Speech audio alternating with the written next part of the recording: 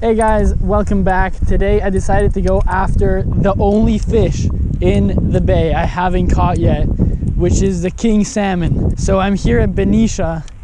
I'm at First Street and I'm going to be fishing off the rocks for salmon. And salmon is something I've been trying to get. You know, I came a couple of times last year. It's kind of definitely a bit of a drive for me to come up here. And right now, you know, they're only catching 2 or 3 salmon a day between everyone who's fishing, and it's really crowded over there, so you need a lot of luck. But what I'm going to use here today is I got my 7.5 rod spooled up, and I have 30-pound braid under there, but just for today I have a top shotted with 12-pound mono.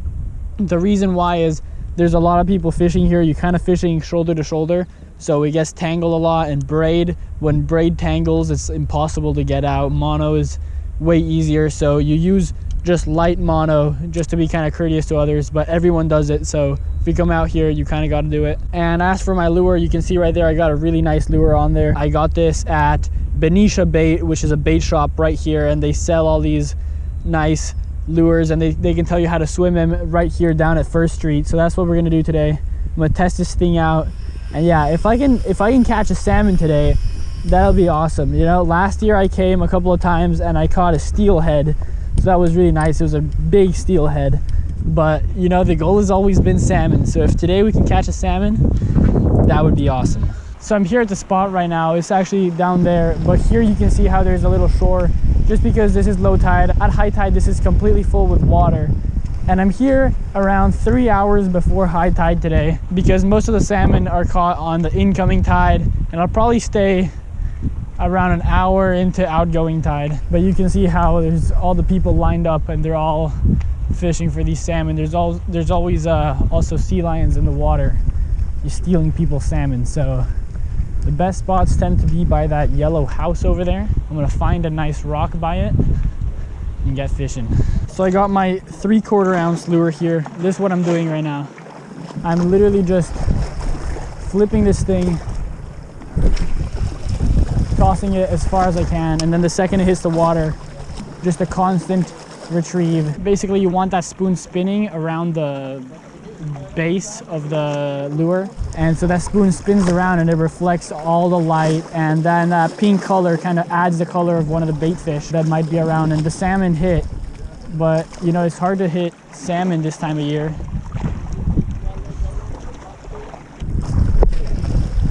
Now it's the fall run right now, so it's starting, and it's in fall when all the salmon come back from the ocean. They come in through the rivers to spawn, but there hasn't been much salmon here. It's only 2 or 3 caught a day, so not many people who actually come here end up leaving with a fish, but those who do end up leaving with a 20, sometimes 30-pound fish, so it's really cool. But the tricky thing is that when these salmon spawn, they don't really eat. So you know, you're throwing the lure and a lot of times there's salmon there, but they're not feeding. So you're trying to get a fish that doesn't want to eat.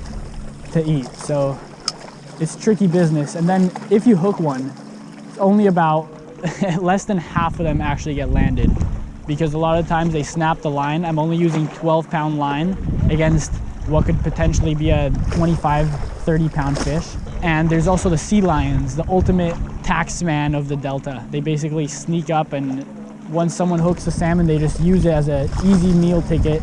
They come, they snatch it up, and then you're left salmonless. You have to fish for another 40 hours before you can hook one.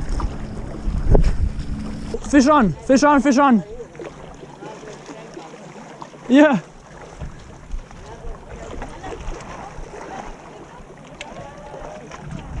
Nice, little striper. Huh. That's so weird. My line was literally tangled in someone else's right now. I freed their line and then reeled, and I had this guy on. So there you go, nice little striped bass. Not quite the salmon we came for, but that's a striper. The skunk is off, so I'm gonna keep fishing. And yeah, you know what? That's a good start. That's way better than I normally do here, but let's let this guy go. See if we can pick up a salmon. Nice little striper though. Those guys are always fun.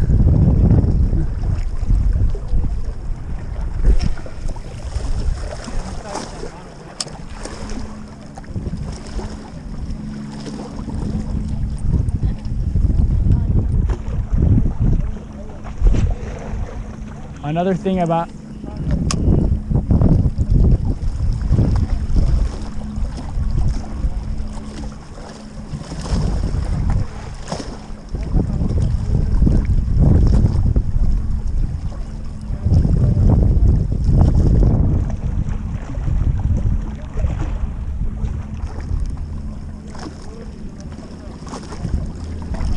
oh, fish on! Fish on! Oh, it's a striper. Oh, striper, no way. There we go. Nice little schoolie striper right now.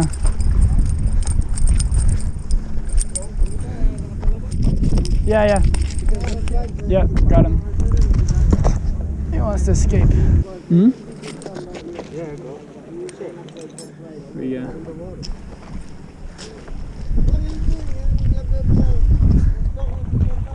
There we go. Striper number 2.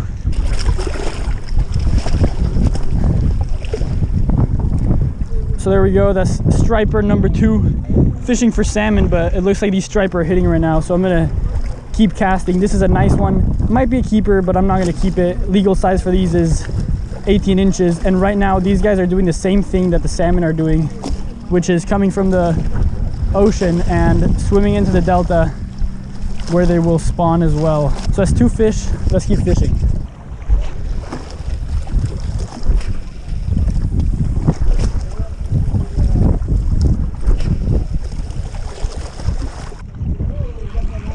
Yup, fish on.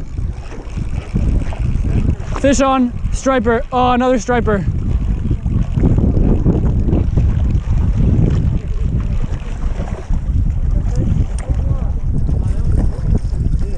There's a good one.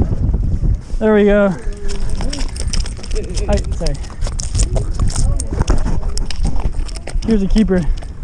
There's a nice striper. That's the 3rd one, and that's definitely a keeper now. So I think I'm gonna let him go, but that's still a cool fish. We can measure the striper really fast. Looks like it's 18.5 fish, 18 3/4 inches. I'm gonna let it go though. It's a good striper, I'll let it go.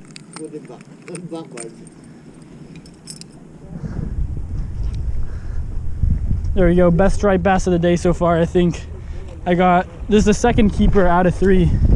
But you know, I'm coming for salmon and I've been catching striped bass. So it's a pleasant surprise. But yeah, hopefully next fish I feel on my line is gonna be a salmon. Let's get this guy quickly released though. And let's keep fishing. That's striped bass number 3. So they seem to be around. Maybe we can pull up another one. See you later, buddy. He's off. There we go. Nice.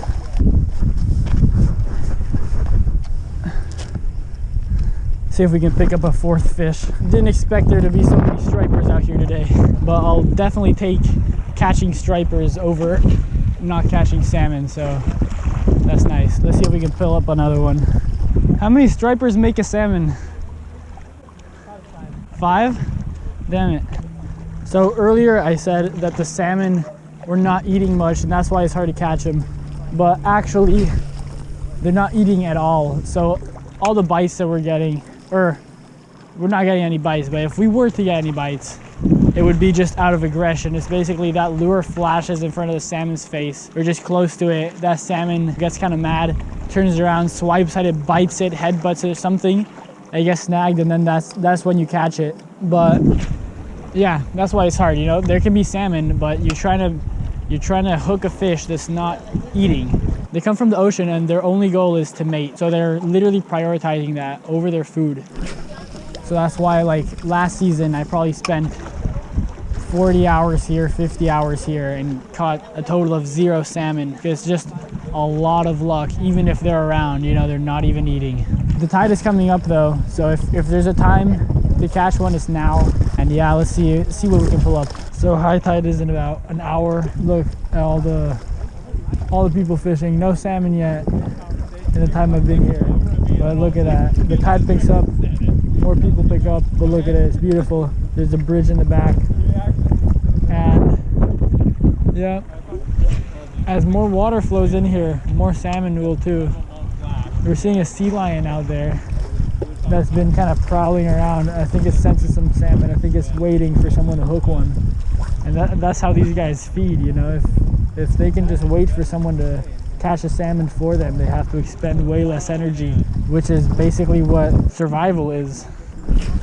So you better believe that they're just waiting for us to catch a fish and they're gonna steal it. Also, if you're fishing in Benicia, you have to know that where the yellow house is, basically that's around the best spot, and then out here there's a barge. So if you let your lure sink, you'll get stuck, you'll get snagged, and people lose a ton of lures. They'll go through these lures super fast, so never let it sink. The second it hits the water, just reel it back.